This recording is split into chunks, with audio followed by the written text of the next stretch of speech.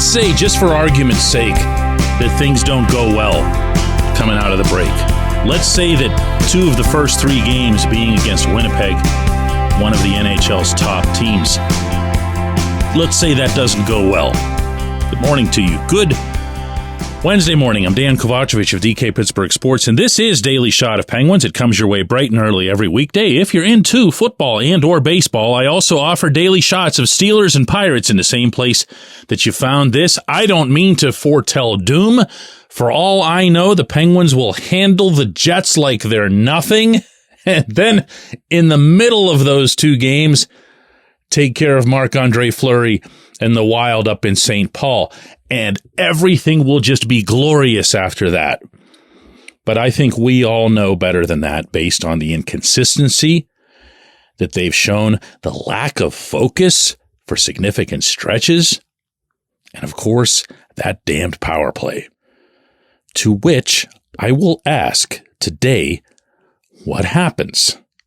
Everyone likes to think that they have a magical plunger that can be pushed that crafts some instant rebuild, and that in turn, that rebuild means the end of the core, the end even of Sidney Crosby in Pittsburgh. I have my own thoughts as to why that is.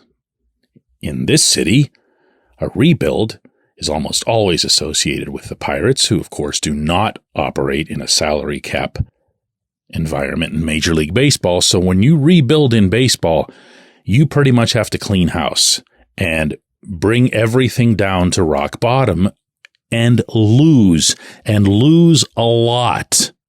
Lose so much that you raise your chances of winning the draft lottery and getting some kind of superstar who will change your fortunes for the next decade or 2.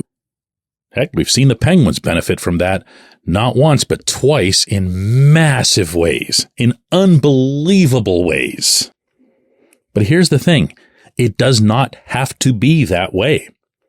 You can have, I'm not sure what the terminology for this would be, like a pseudo-rebuild or a soft rebuild or whatever you'd want to call it. But you could take X number of pieces, move them out for 2X number of pieces that are younger, faster, and hope that even, 3 out of 4 of the players that you bring back click for you. And it's probably got to be at that ratio. I am not in favor of a Jake Gensel trade, but because this entire conversation is hypothetical, I'll say that if you send Jake out and you do a sign and trade, you send him somewhere where they know they're going to keep him, and they send you back what you should be getting back in return, you're all of a sudden not the oldest team in the NHL anymore, and you've got some bite to you. You've got some jazz. Repeating again, though, for emphasis, I'm not in favor of a Jake trade, and I'm not suggesting that Jake doesn't have his own degree of jazz. But that is what a rebuild most commonly resembles in the NHL. It looks a lot more like what Los Angeles did in hanging on to Anze Kopitar, Drew Doughty, and still adding along the way draft picks who can really play. And it wasn't going to be instant. It still isn't really there for the Kings. But there have been times over the past couple of years where we've looked at the Kings like, hey, they're doing it right. Now take that versus the way it played out in Chicago, where the Blackhawks just never, ever, ever were able to pull the plug on anybody, even after they'd shown plainly that they couldn't play anymore. And I'm talking, of course, about Duncan Keith and the defensive guys, but also even Patrick Kane, Jonathan Taves. And by the time they did move those guys, they were either thrilled that somebody took their salary cap hits off of them, or they got nothing. They got very little. Now, they did, of course, end up tanking and getting Connor Bedard, but, that's a game of darts.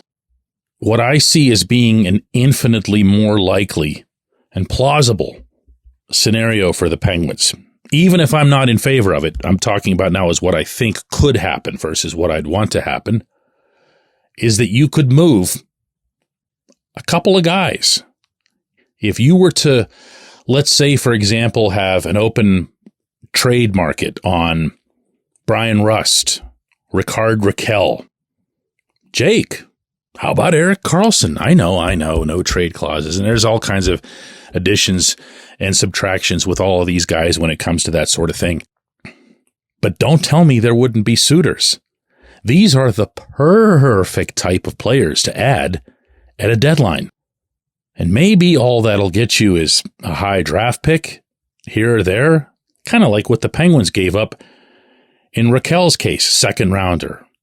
Second rounder is what they gave up for Jeff Carter back when Carter could still contribute. Jake would get you a first rounder and then more. So there are ways to do this where the team doesn't have to, and this, I hear this from people too. Remember the last time. Yeah, that was back in 2003 when Mario had a heart condition and was forced to retire, and there wasn't a cap yet, and the Civic Arena was crumbling and not making any money. These situations are not comparable. There won't be any plunge. There won't be any Rico Fata era part 2. And if you execute it right, there might even be a chance for Sid to have one last blip with a younger group. When we come back, J1Q.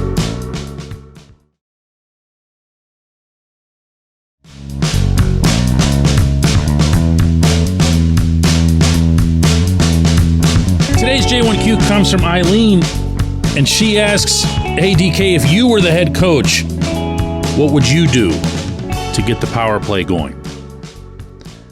Eileen, the first thing that I'd do is have a conversation with Sidney Crosby. I would do that out of respect. I would do that out of genuinely wanting his input, needing his input. This is someone who does things at a higher level than all but a handful of people who've ever played this game. And you would never want to talk down to or dictate to someone like that. Not out of fear or anything like that, just out of legitimate respect and hoping to learn something. Now, that said, I would come to this meeting armed. I would have video. I would show what the power play looks like when Sid is closer to the net as opposed to when he's farther over in the corner. I would show what this power play looks like when Sid ventures into the area between the hashes. Sometimes that's called the high slot. I don't really see it that way. The high slot to me is a little higher. Between the hashes, kind of like where Sid was when he made the behind the back pass to Gino. Don't get that confused with the one he made to Jake. The one he made to Gino for that late tying goal against Florida the other night. If you put Sid in that area, you are freaking opponents out. Their PK box will have no answer for that. Is he going to take a shot or two there? Sure, that's hockey. He knows that. But if you have him there, other teams have to think about you nonstop. And they don't think anywhere near as much as they should about all the other world-class talent around you. Not that you want Sid there to be a distraction. You want him to end up with the puck.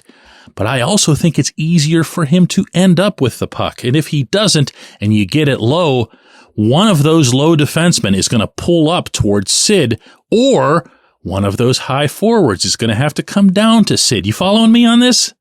I hope so. Because I really believe that this can work. In part because it has. You've seen it work. This is what it looks like. If any of this sounds familiar, when the Penguins go to 6-on-5. You notice how good they are 6-on-5? Notice how you always feel like they're going to get that late tying goal? You want to know why, Eileen? It's because they collapse.